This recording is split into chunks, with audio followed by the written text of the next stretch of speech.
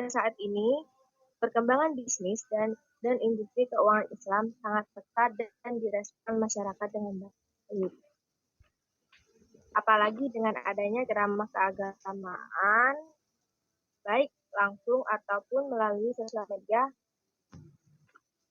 seperti yang ada di YouTube. Dengan adanya kesadaran dan tuntutan sebagai masyarakat, maka beberapa perusahaan atau lembaga keuangan memulai usaha operasionalnya dengan prinsip Islam atau syariah. Dalam konsep Islam, maka manajemen dalam bentuk kapitalis tidak bisa lagi diterapkan karena perbedaan perspektif antara keduanya. Dalam Islam, segala sumber hukum mengacu pada Al-Quran dan hadis.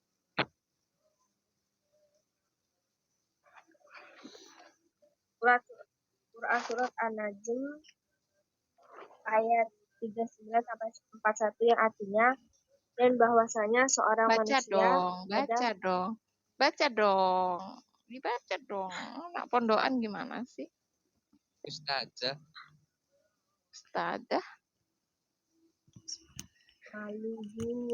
Enggak apa-apa, aku di sini juga belajar. Ayo. Kan sekarang Ramadan tiba. Ya sambil tadarusan ya, Bu. Cuma 1 ayat ini bisa malu. Enggak sih 3 ayat. Pendek-pendek lagi. Ayo. Fa'alaisa lil insani illa ma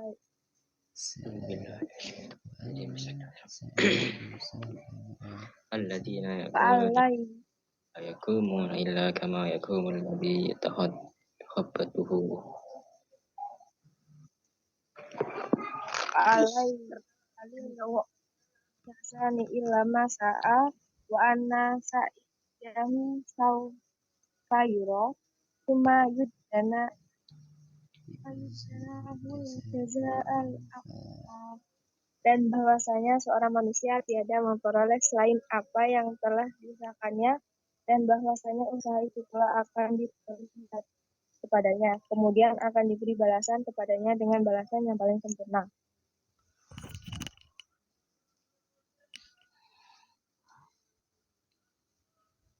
Ayat tersebut menjelaskan 3 hal atau prinsip dalam Islam dan diperkuat oleh kitab-kitab samawi sebelumnya.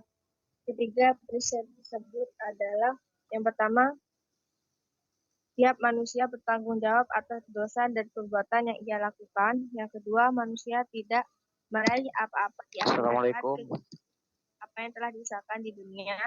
Yang ketiga, setiap manusia akan melihat hasil usahanya dan Allah akan membalasnya dengan balasan yang sempurna. Waalaikumsalam. Ya. Mohon maaf Bu, barusan belum bisa akses itu Bu, jadi tak install ulang. Apa itu? Siapa ini? Najib Gandhi Bu. Oke. Najib Gandhi. Oke. Ini adik-adik tips aja. Jadi kalau misalkan aplikasi, kalau kita pakai HP, pakai aplikasi nggak bisa, kita pilih yang versi browsernya itu. Jadi nggak perlu nginstal, bisa langsung masuk lewat browser. Chrome apa gitu. Oke, silakan dilanjutkan Mbak Alfi.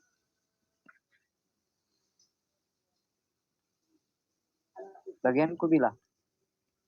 Belum kan, masih aku ini, masih pertama. Oke. Ya. Pada dasarnya, dalam beberapa ceramah dapat diambil hikmah bahwa dalam kehidupan manusia di dunia, apapun yang akan kita lakukan akan mendapatkan balasan Allah.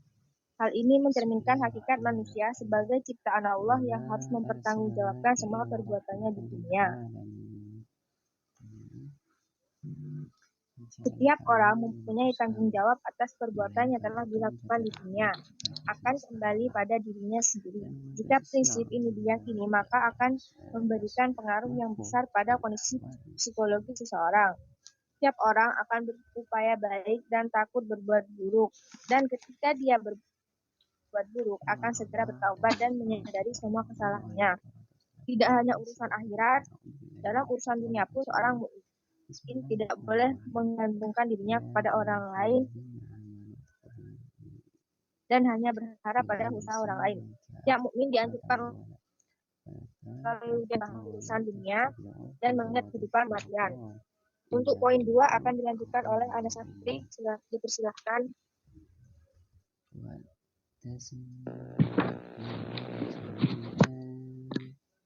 Lanjut yang poin 2, teori manajemen dalam Islam.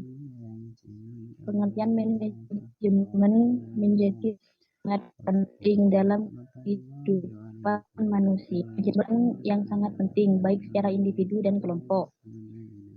Pengertian manajemen yang paling sederhana adalah seni memperoleh hasil melalui berbagai kegiatan yang dilakukan oleh orang lain. Sedangkan menurut John de Millet, manajemen ialah suatu proses pengarahan dan pemberian fasilitas kerja kepada orang-orang yang telah diorganisasi dalam kelompok-kelompok formal yang mencapai tujuan yang diharapkan. Secara ilmiah, perkembangan manajemen mulai nampak saat munculnya negara-negara industri pada pertengahan abad ke-19.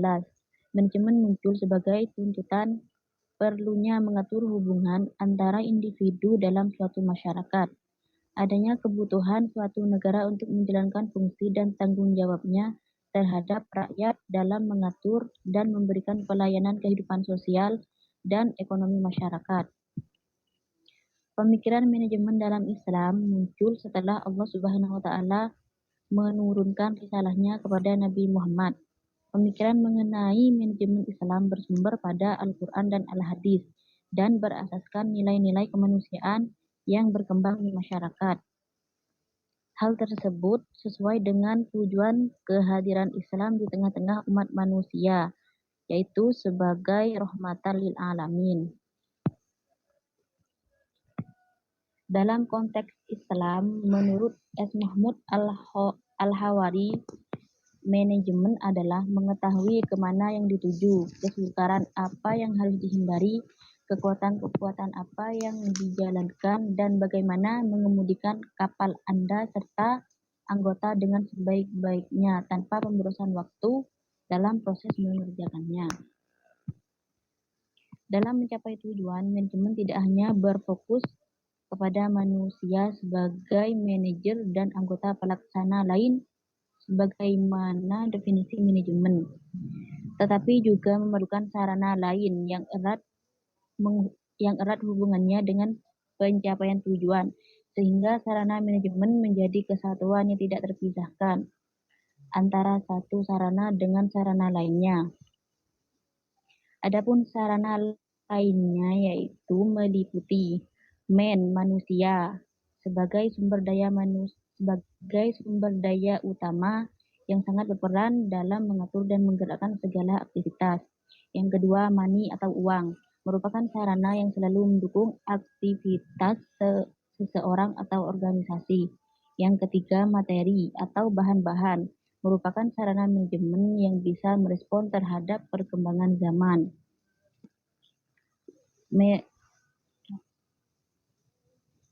Yang keempat, metode sebagai sarana manajemen dalam upaya efisiensi dan tepat guna dalam pencapaian tujuan. Dan terakhir, market atau pasar. Bagaimana hasil dari organisasi tersebut benar-benar bermanfaat dan dibutuhkan oleh masyarakat. Manajemen dalam Islam memiliki dua unsur, yaitu pelaku atau manajer dan tindakan yang dilakukan manajemen. Manajemen terdiri dari organisasi, sumber daya manusia, dan dana, operasi atau produksi, pemasaran, keuangan, perbankan, dan sebagainya. Manajemen pada dasarnya mempunyai 4 fungsi, yaitu 1. Perencanaan, merupakan gambaran dari suatu kegiatan yang akan datang dengan waktu dan metode tertentu. Yang kedua, pengorganisasian, merupakan tempat atau wadah bagi sekumpulan orang yang mempunyai suatu kepentingan yang sama, di mana dalam hubungan antar mereka terjadi umpan timbal balik, baik secara vertikal maupun horizontal. Yang ketiga, koordinasi, yaitu upaya untuk mencapai hasil yang baik dengan seimbang, termasuk di antara langkah-langkah bersama untuk mengaplikasikan planning dengan mengharapkan tujuan yang diidamkan. Yang keempat, pengawasan, yaitu pengamatan dan penelitian terhadap jalannya planning. Dalam pandangan Islam, menjadi syarat mutlak bagi pimpinan untuk lebih baik dari anggotanya, sehingga kontrol yang dilakukan akan efektif. Lanjut yang KB2.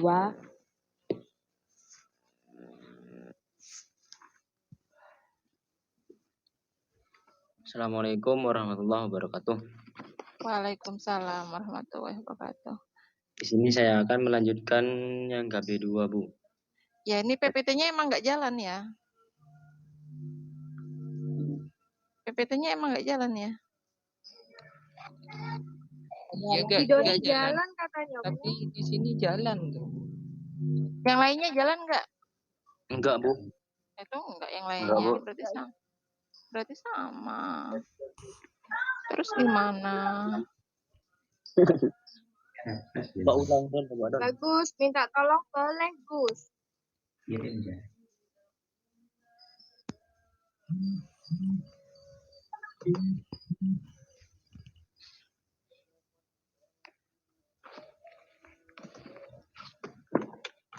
Yo, bagus. Bagus 3XL.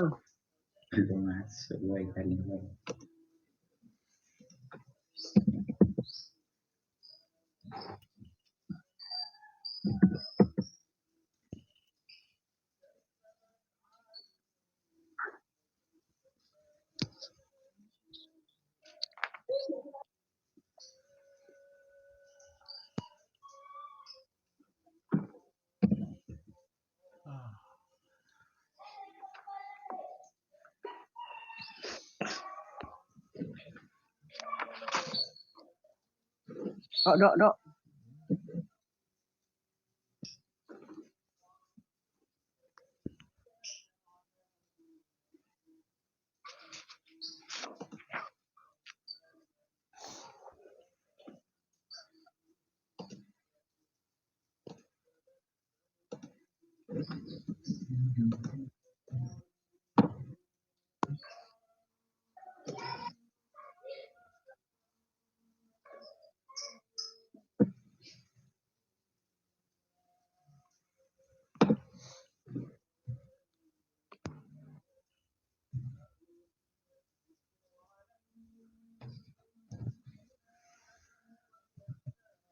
Bersama dan proses.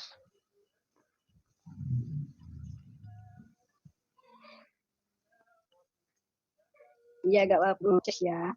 Amin.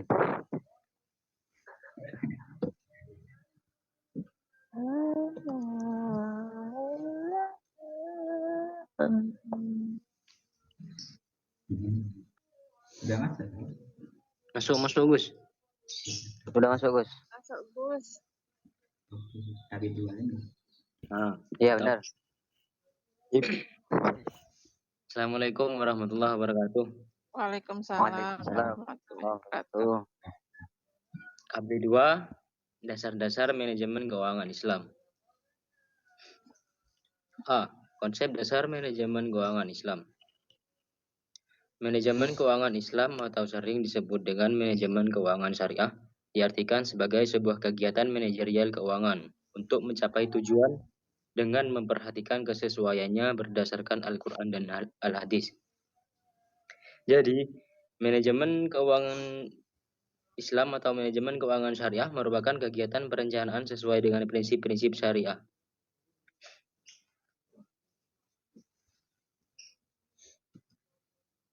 Hal-hal yang berhubungan dengan keuangan biasanya takut dikhawatirkan terkait dengan riba. Padahal dalam surat Al-Baqarah sudah tertera jelas tentang larangan riba. Bismillahirrahmanirrahim. Alladzina ya'kuluna riba la yaqumuna illa kama yaqumul ladzi yatakhabbathu asyaitanu minal mas. Dzalika bi annahum qalu innamal bai'u mithlu riba. Wa ahallallahu al-bai'a wa harrama riba. faman ja'ahu mau'izatun min rabbih fa'antaha falahu ma salafa wa amruhu ila Allah wa man ada faulaika ashabun nar hum fiha khalidun. Yang artinya, orang-orang yang makan atau mengambil riba tidak dapat berdiri melainkan seperti berdirinya orang yang kemasukan syaitan lantaran penyakit gila. Keadaan mereka yang demikian itu adalah disebabkan mereka berkata atau berpendapat sesungguhnya jual beli itu sama dengan riba. Padahal Allah telah menghalalkan jual beli dan mengharamkan riba. Orang-orang yang telah sampai kepadanya larangan dari Tuhannya, lalu terus berhenti dari mengambil riba, maka bagiannya apa yang telah diambilnya dahulu sebelum datang larangan dan urusannya kepada Allah. Orang yang kembali atau mengambil riba, maka orang itu adalah penghuni neraka. Mereka kekal di dalamnya. Ruang lingkup manajemen keuangan Islam terkait dengan aktivitas yang berhubungan dengan uang atau dana. Hal tersebut dapat diartikan sebagai suatu aktivitas yang dilakukan sebagai upaya dalam rangka memperoleh harta dengan memperhatikan cara-cara yang sesuai dengan syariah. Misalnya mudharabah, murabahah, ijarah, istisna dan lain-lainnya. Selanjutnya tentang aktivitas penggunaan dana. Dalam hal ini terkait bahwa harta yang diperoleh digunakan untuk hal-hal yang tidak dilarang dalam Islam, seperti membeli barang-barang kebutuhan pokok, barang konsumtif, dan sebagainya.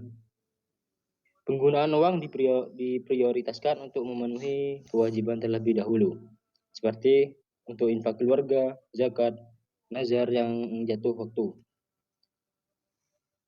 Sedangkan yang sifatnya sunnah untuk infak keluarga atau hajat, sedekah, wakaf, hibah, wasiat dan lain-lain. Mubah, produksi, perdagangan, kerjasama, pertukaran dan aspek ekonomi lainnya, serta makruh, memenuhi kebutuhan tertier atau kurtiner dan seterusnya. Seperti dalam perintah Allah pada Al-Quran surat Al-Baqarah ayat 254 yang bunyinya ya ayyuhalladzina amanu anfiqu mimma razaqnakum min qabli ay ya'tiya yawman la bai'un fihi wala khullatun wala syafa'ah wal kafiruna humuz zalimun. Yang artinya, hai orang-orang yang beriman, belanjakanlah di jalan Allah sebagian dari rezeki yang telah kami berikan kepadamu sebelum datang hari yang pada hari itu tidak ada lagi jual beli dan tidak ada lagi syafaat. Dan orang-orang kafir itulah orang-orang yang zalim. Berikut prinsip-prinsip penggunaan dana yang telah diajarkan dalam Al-Quran sebagai berikut. Pertama, setiap perdagangan harus didasari sikap saling ridho di antara kedua belah pihak. Dilarang ada pihak yang merasa dirugikan dan dizalimi. Yang kedua, menegakkan prinsip keadilan, baik dalam takaran, timbangan, ukuran mata uang, dan pembagian keuntungan. Yang ketiga, larangan menggunakan riba. Yang keempat, saling tolong-menolong dalam kebaikan dan persaudaraan. Yang kelima, tidak melakukan investasi pada usaha yang diharamkan. Yang keenam, menghindari praktik spekulasi, horor, tadlis, dan maisir. Selanjutnya, monggo Mas Rido, Mas Gandhi.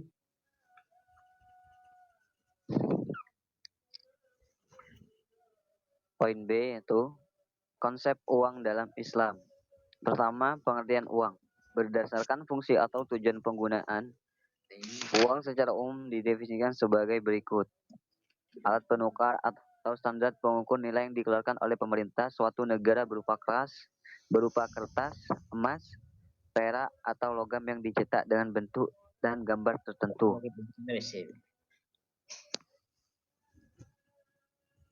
Media pertukaran modern dan satuan standar untuk menetapkan harga dan utang. Segala sesuatu yang secara umum diterima oleh daerah ekonomi tertentu sebagai alat pembayaran untuk jual beli atau hutang. Uang sebagai bagian pokok dari harta kekayaan. Dalam fikih Islam biasa digunakan istilah nukut atau saman untuk mengekspresikan uang. Definisi mukut dalam Islam sebagai berikut. Semua hal yang digunakan oleh masyarakat dalam melakukan transaksi, baik dinar emas, dirham perak, maupun fulus tembaga. Segala sesuatu yang diterima secara umum sebagai media pertukaran dan pengukur nilai yang boleh terbuat dari bahan jenis apapun.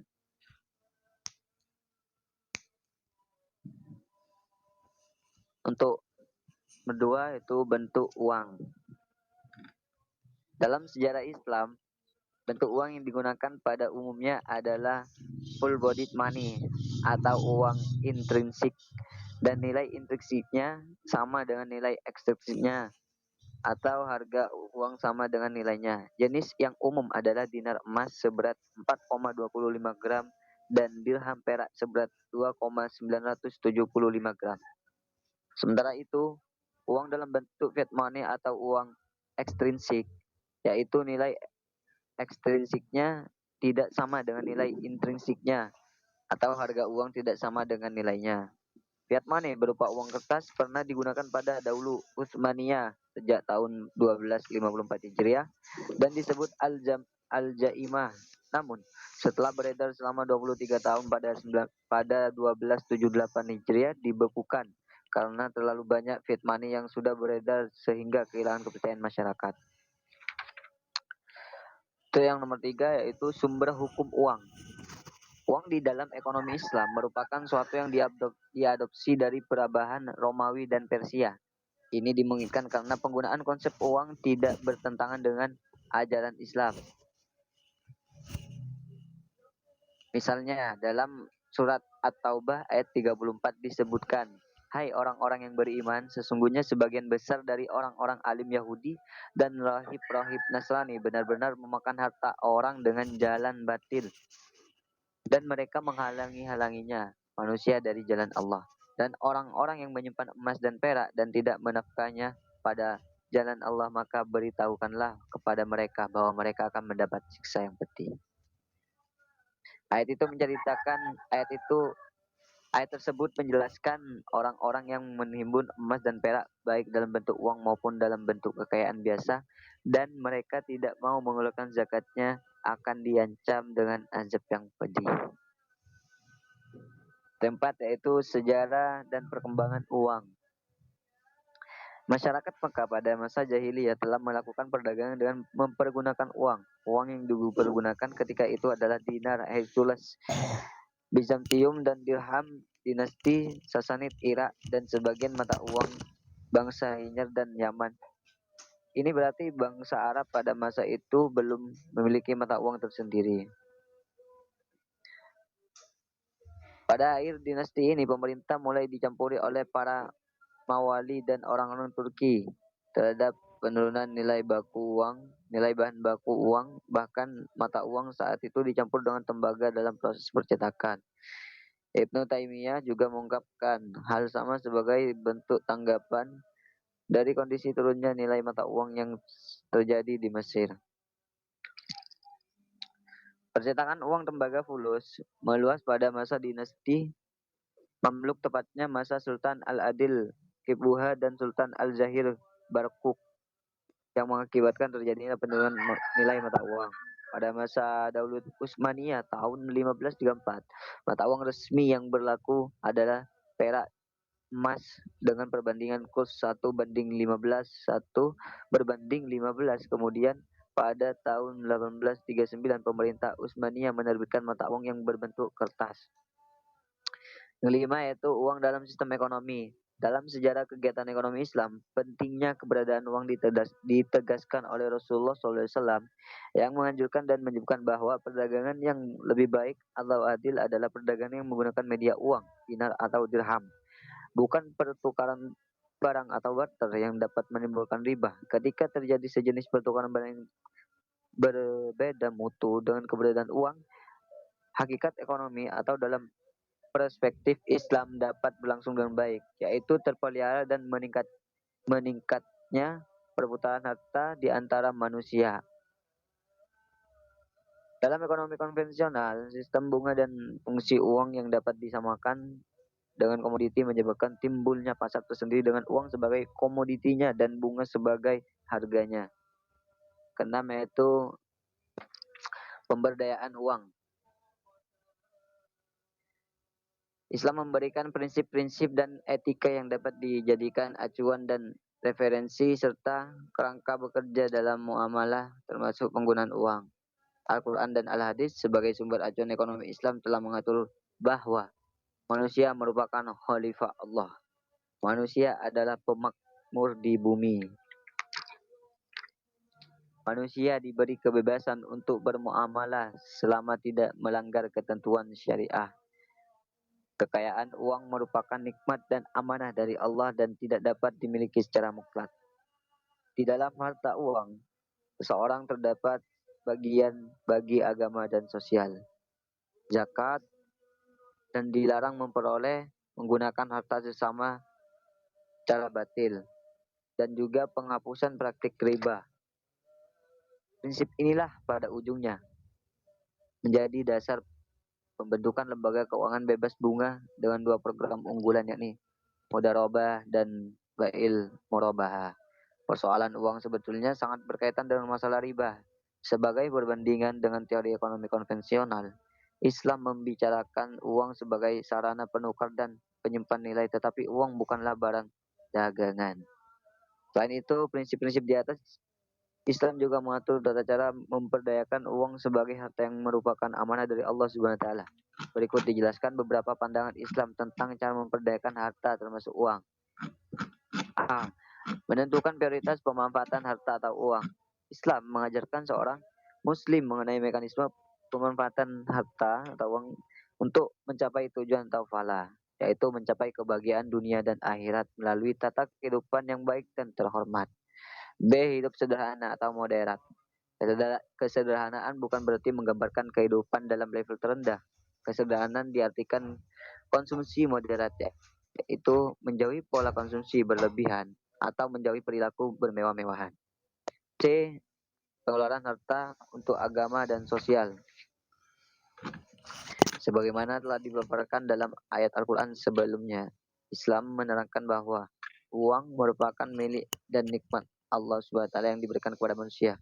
Allah memberikan manusia amanat untuk mengelola. Manusia berfungsi sebagai khalifah atas harta atau uang milik Allah SWT.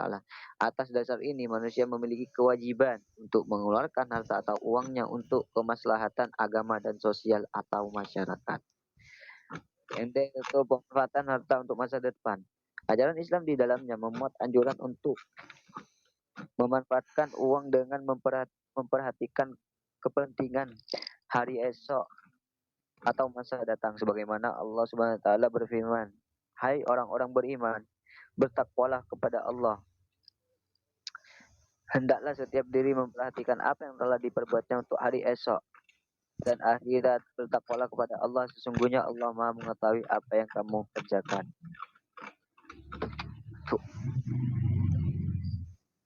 Untuk poin D, bentar.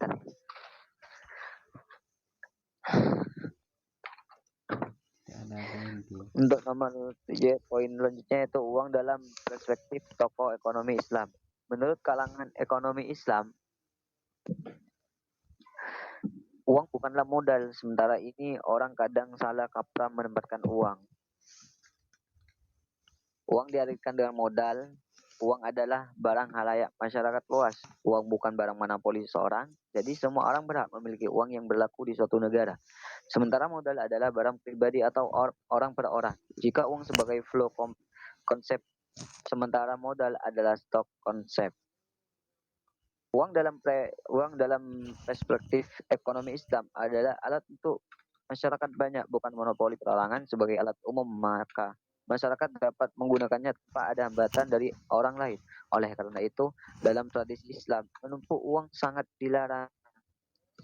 Sebab kegiatan menumpuk uang akan mengganggu orang lain menggunakannya. Baik, selanjutnya itu jenis-jenis uang. Jenis-jenis uang sebagai berikut. Terdapat uang barang, komoditi money. Uang barang adalah alat tukar yang memiliki nilai komoditi atau bisa diperjualbelikan apabila barang tersebut digunakan bukan sebagai uang. Uang sebagai medium of exchange memiliki 3 ciri penting yang harus diperhatikan. Pertama, kelangkaan, daya tahan, dan daya tinggi. Selanjutnya itu uang logam.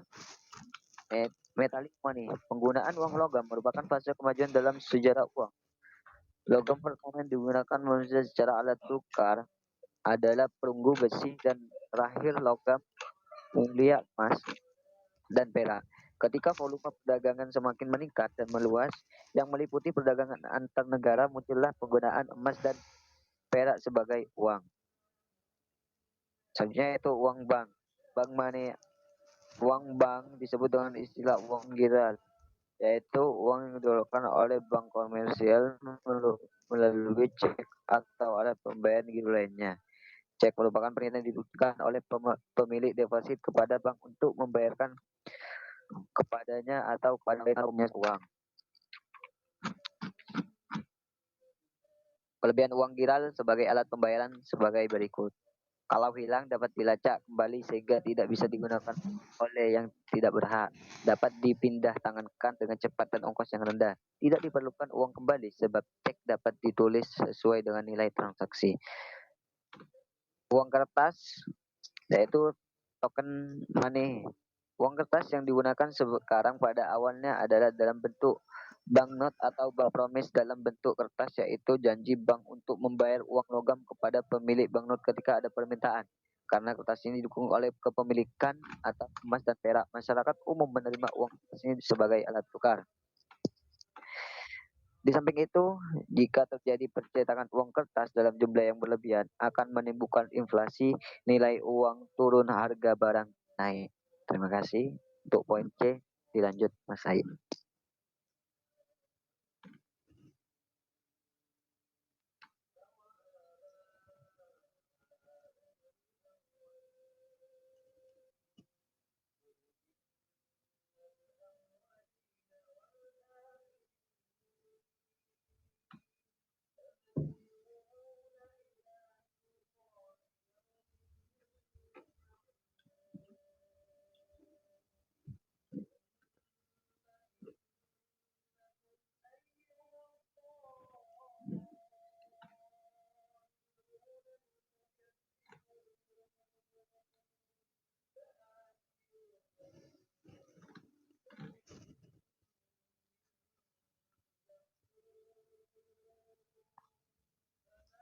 Oh, aduh, lupa Kamu mic sekarang mobil. yang ceng. Oh iya ya.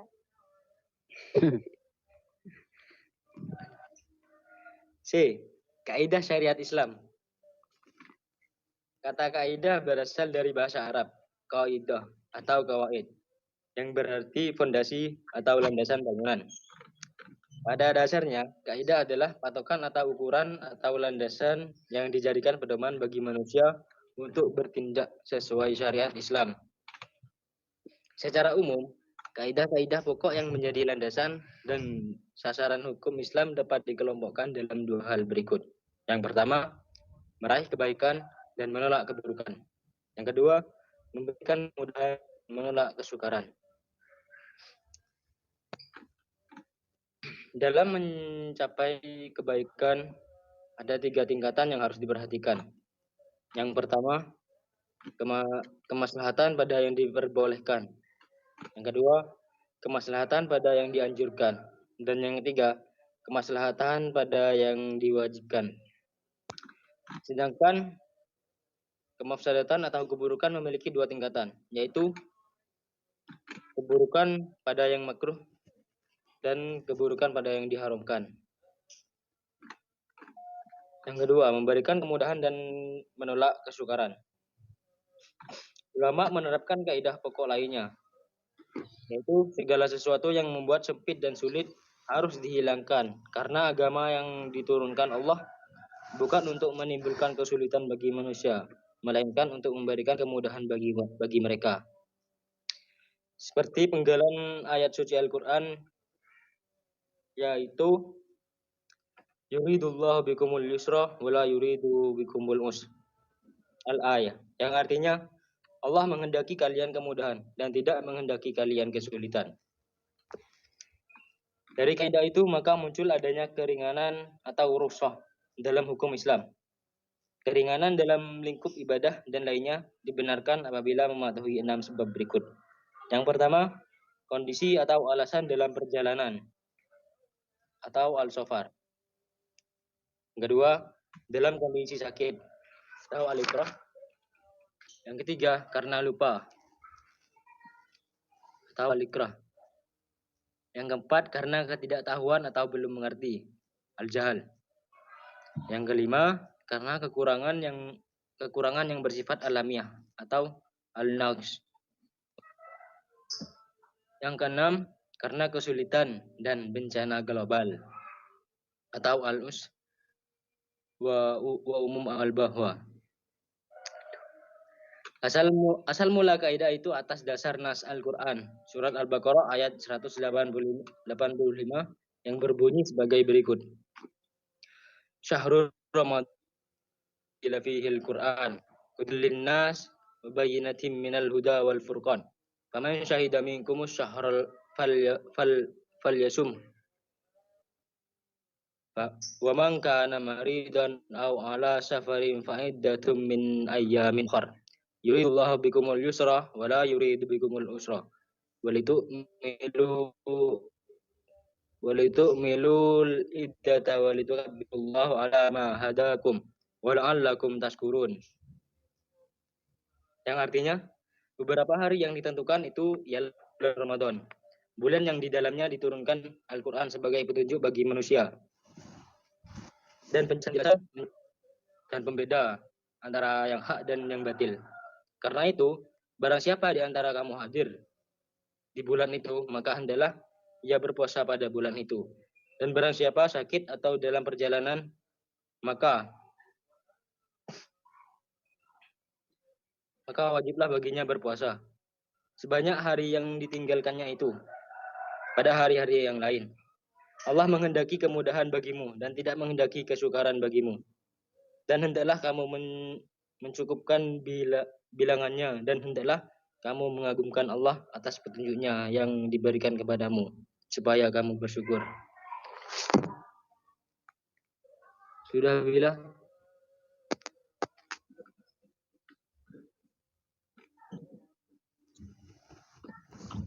Dan dari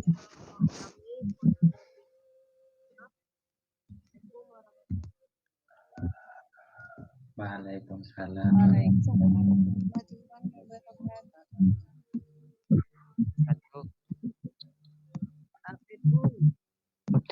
Waalaikumsalam warahmatullahi wabarakatuh.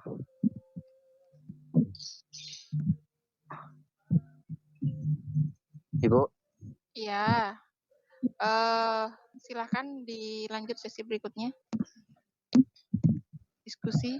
Tadi Rajib Gendis belum itu Bu, kelewat Sudah. absennya tadi. Sudah. Oh ya, siap Bu. Dan di WA Oke. sudah tadi. Ya. Oke, siap. Silakan dilanjut diskusi. buka berapa Ini ada sesi pertanyaan? pertanyaan apa tidak ya? 3 lah. Oh, ya, monggo silakan. Silakan bertanya.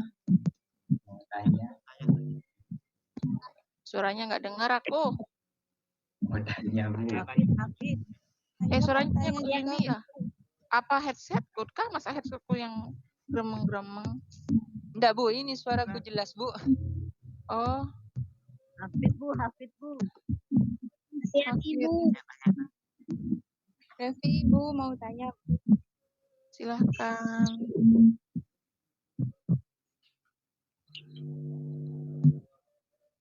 Kemana tuh saya? Apa dulu? Kali yang mana? Pak? Ini. Bareng-bareng wes, bareng-bareng Aku juga tanya. Aku Bu. Gantian. Silakan, ini moderatornya kelompok 1 siapa ini? Ganti Bu. Siapa? Salsabila tadi.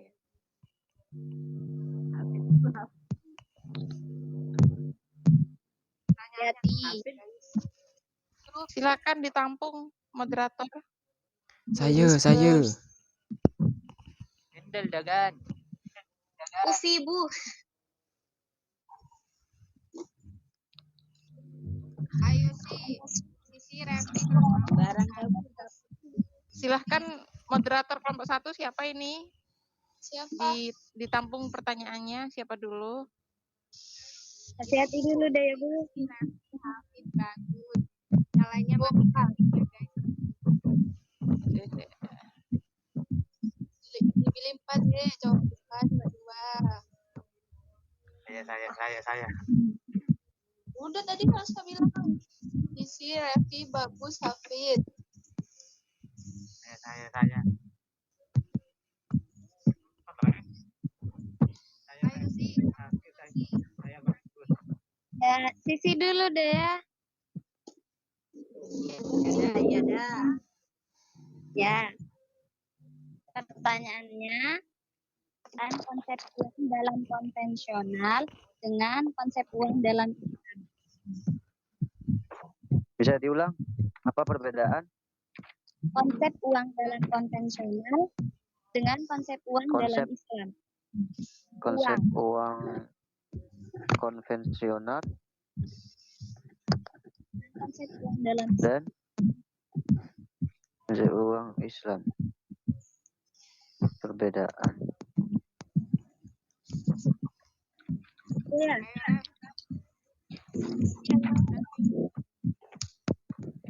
Oke, Revi mau bertanya tentang konsep uang dalam Islam. Gimana? Jelas ya? Jelas.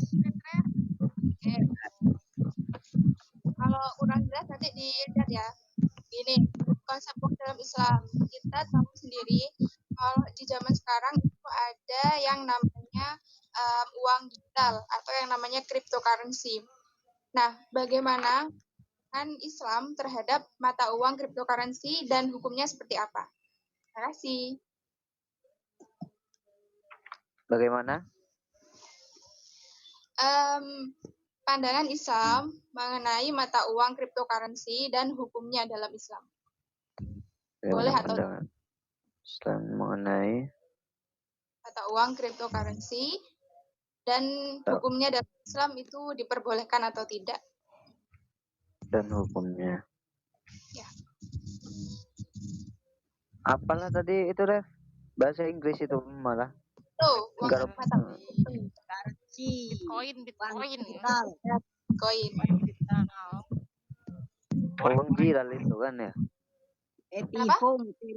Uang jiral itu kan ya? Uang digital. Uang digital. Soalnya dengarnya aku uang jiral.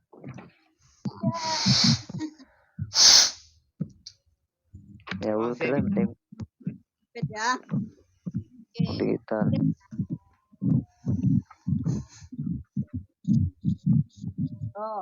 Ngebahas tentang kegiatan belajar pertama.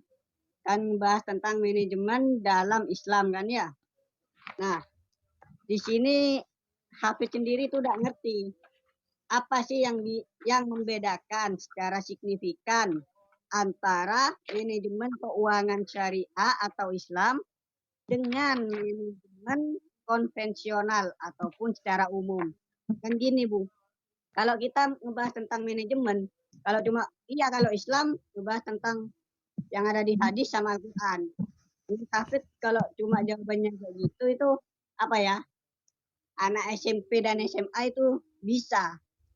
Nah, yang ditanya Hafid itu manajemen yang seperti apa loh? Yang sangat membedakan antara keduanya. Terima kasih.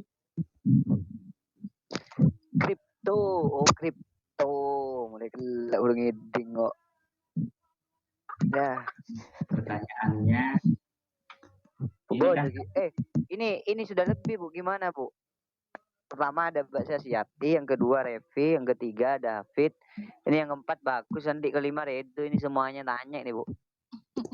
Dapat aja dah Bu. Kita utamakan 3 dulu. Nanti kalau waktunya cukup baru 2 gitu ya. Iya. Oke, sudah ya. Tadi yang pertama tadi siapa ya? Sasiati, Bu. Iya, oke. Sasiati. Sasti, Revi, dan Hafid. Yang sisanya nanti kalau waktunya cukup. Atau nanti di pemasaran strategik. Jadi kalau sudah tanya, nanti jangan tanya lagi. Ya. Kalau Kasihan enggak. yang lain. Kalau kasihan beliin buka puasa dong. Ya minum dulu, udah ada apa-apa, Bu. Silakan ditanggapi kelompok 1.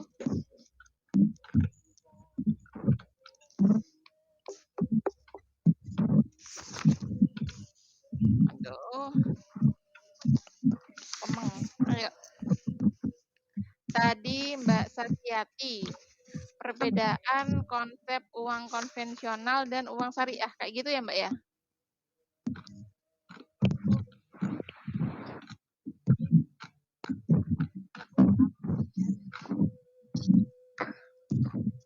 Di saya nih kok kayak suara-suara angin gitu ya.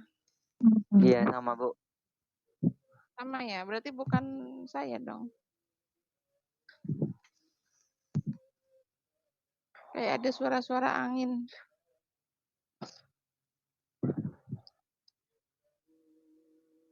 Dan silakan untuk pertanyaannya Mbak Sasiati ditanggapi. Mbak Sasi tadi benar gitu ya pertanyaannya ya? Oke, Bu. Ah? Oke.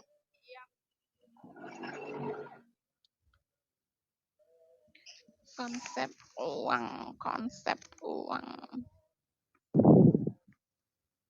Aduh, kok lemot tabeku. Gak dengar aku suaranya. Gak dengar. Suaranya kecil kan? Di teks aja deh, di teks pakai chat, kolom chat. Chat di mana, Bu? Di grup Di atau chat.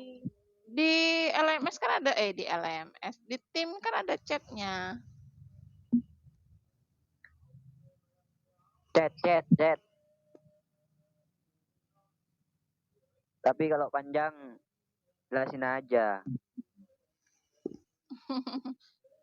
Suaranya putus-putus, saya tidak dengar. Ini saya beli headset kayak perasaan udah bagus. Beli juga, Bu. Iya, ini beli nih pakai uang. Iya. Yang Tapi penting bukan suaranya uang digital. Nggak masalah uang digital.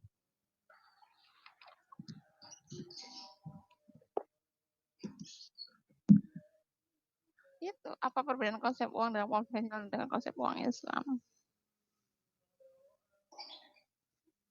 Oh, ini Mbak Alfi Salsabila sudah menjawab. Oke, jadi apa sih perbedaan konsep uang dalam konvensional dengan konsep Islam? Jadi dalam konsep konvensional uang bisa berubah-ubah fungsinya, bukan hanya sebagai alat tukar, tetapi uang juga bisa menjadi komoditi atau barang sehingga uang dapat diperjualbelikan. Sedangkan dalam Islam uang adalah uang, fungsinya adalah sebagai alat tukar.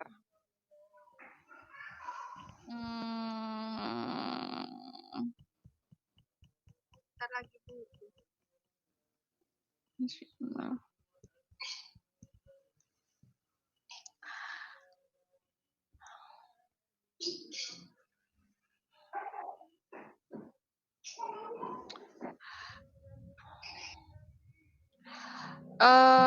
Di sini Mbak Alfi sumbernya dari mana ya? Karena kalau dari hasil saya membaca di sini, pendapat saya bahwa tidak ada perbedaan konsep uang dalam konvensional maupun dalam Islam. Yang berbeda itu adalah cara penggunaannya. Apakah dalam penggunaannya itu kita kan menggunakan uang itu untuk transaksi. Apakah dalam prosesnya itu ada doror, ya itu yang membuat haram. Jadi uang kita kerja keras keringat itu halal, tapi kalau kita gunakan beli alkohol itu menjadi haram. Kalau kita kerja keras itu halal, terus kita pinjam uang di bank itu menjadi haram. Jadi yang bikin haram itu adalah alasan kita menggunakan uang itu, kayak gitu. Jadi kalau misalkan saya terima nih konsepnya Mbak Alfi seperti ini, tapi referensinya di mana gitu ya. Takutnya kita ada salah misunderstanding di sini ya. Mbak Alfi.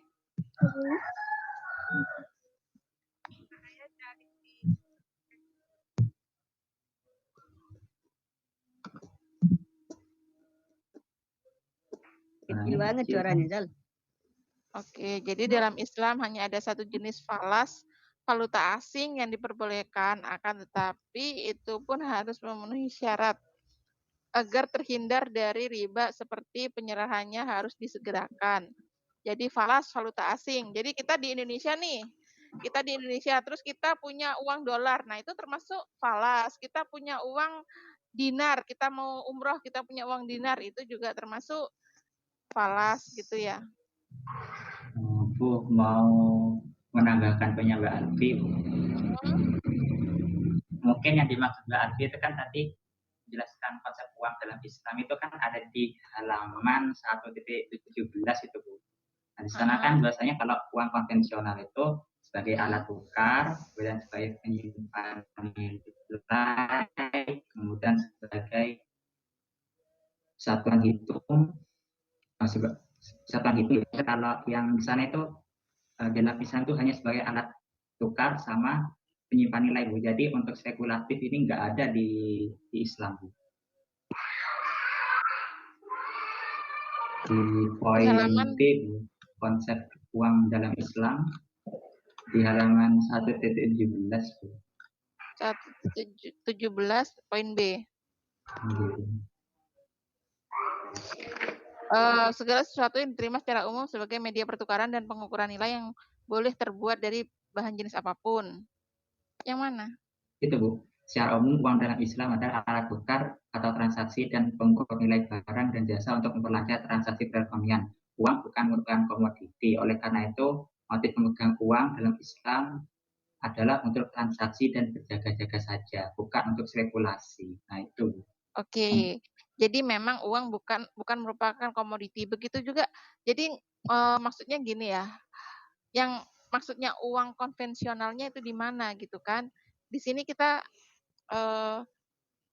yang membedakan syariah dan konvensional itu kan prosesnya gitu kan. Nah, tidak ada definisi yang mengartikan uang, pengertian konsep uangnya dalam konvensional, konsep uang dalam syariah. Yang membedakan syariah dan konvensional itu adalah penggunaan uangnya, bukan konsep uangnya. Nah, di sini yang ditanyakan kan adalah konsep uangnya, bukan konsep penggunaan uangnya, kayak gitu. Jadi kembali lagi mungkin kita mungkin karena kita baca seperti ini gitu ya. Jadi ketika ada pertanyaan yang tidak utuh itu akan beda maknanya kayak gitu. Jadi nah ini kan di sini konsep uang. Terus yang judulnya emang konsep uang, tapi penjelasannya penggunaan uangnya gitu.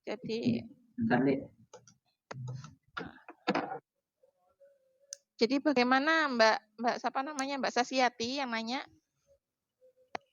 dengan sanggahan yang saya berikan?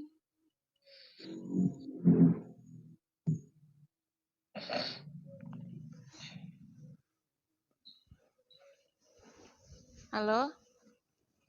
Halo. Dilanjut silakan. Mbak Sasiati mungkin masih ada sanggahan? Jadi sudah cukup. Oke.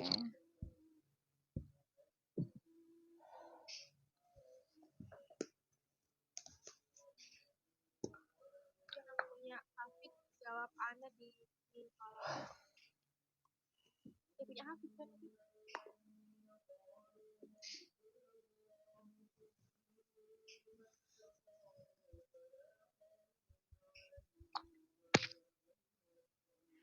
Oke, jadi untuk pertanyaan Mas Hafid di sini sudah dijawab oleh Mbak Ana Safitri.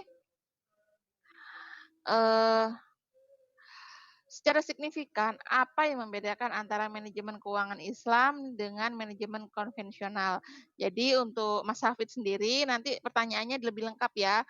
Karena manajemen konvensional dan manajemen keuangan konvensional itu akan memberikan arti yang berbeda, dua arti yang berbeda, dua makna yang berbeda gitu kan. Tapi insya Allah Mbak Ana Safitri ini sudah paham apa yang dimaksudnya. Jadi mungkin bahasa kalbunya sudah melekat banget gitu ya. Jadi jawaban dari Mbak Ana Safitri, perbedaan manajemen syariah. Nah, ini manajemen syariah, bukan manajemen keuangan syariah. Beda lagi nanti. Perbedaan manajemen syariah dan konvensional ada pada cara pengambilan keputusan manajer. Di manajer konvensional, nah ini manajemen syariah ini, bukan manajemen keuangan syariah jawabannya ini. Jadi di manajemen konvensional, manajer menghadapi masalah dan memecahkan dengan tindakan-tindakan yang diambil pada masa lalu. Jadi selalu mendasar pada tradisi. Sedangkan manajer syariah, langkah-langkah yang diambil seorang manajer dalam membuat keputusan atau suatu masalah berdasarkan aturan Allah yang terkandung pada Al-Quran dan hadis. Jadi di sini kita membahas tentang manajemen syariah dan manajemen konvensional. Bagaimana seorang manajer mengambil keputusan. Sedangkan tadi yang ditanya adalah manajemen keuangan syariah dan manajemen keuangan konvensional gitu ya. Jadi bisa menjadikan dua makna yang berbeda. Jadi pertanyaannya Mbak Ana,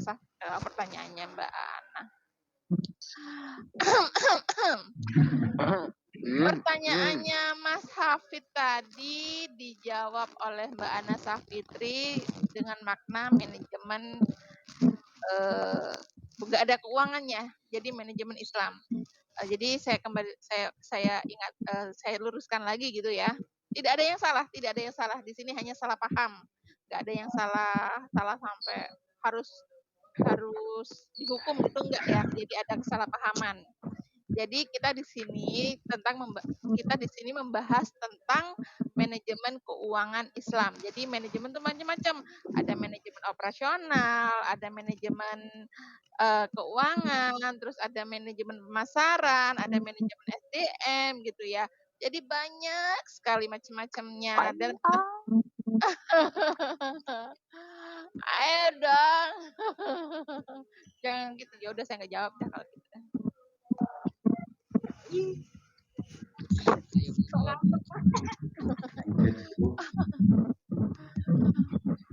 Ya, jadi seperti itu ya adik-adik. Jadi macam-macam manajemen itu banyak sekali. Kita di sini membahas tentang manajemen keuangan. Sedangkan jawaban dari Mbak Ana Safitri menjawab tentang manajemen aja. Jadi benar itu, jawabannya benar tentang manajemen. Jadi kalau manajemen keuangan di sini kita membahas tentang sistem keuangan dan produk-produk investasi yang sesuai dengan syariah. Ya. Jadi karena kita manajemen keuangan, kita membahas tentang keuangan. Entahlah bagaimana cara pengambilan keputusan itu urusan manajemen SDM nanti. Ya. Oke? Oke. Silakan dilanjut, Mbak Ana Safitri. Terima kasih jawabannya. Jangan takut salah ya. Tidak ada yang salah. Saya luruskan ini. Yang salahnya keadaan. Yuk lanjut. Tidak ada yang salah. Yang salah itu tidak pernah jawab, tidak pernah nanya, tidak memperhatikan. Itu yang salah. Betul. Boro-boro langsung menghilang tanpa kabar. Di silent semuanya, di unmute, di unvideo, jadi moro-moro absen aja. Itu yang salah. Jadi kalau yang jawab sudah benar, yang nanya juga udah benar, itu suatu respon yang positif ya. Lanjut silakan yang kedua, yang ketiga Mbak Revi tadi. Ya. Bagaimana tanggapan Anda tentang cryptocurrency? Silahkan. Segan. Bu nih. Cek dulu. Nanti karena jawaban ini cukup ya itu ya. Jadi 1 untuk berdua, Yi. Adik-adik Oke. sambil nunggu pertanyaannya, adik-adik saya mau nanya dulu Jawabannya, Bu. nih.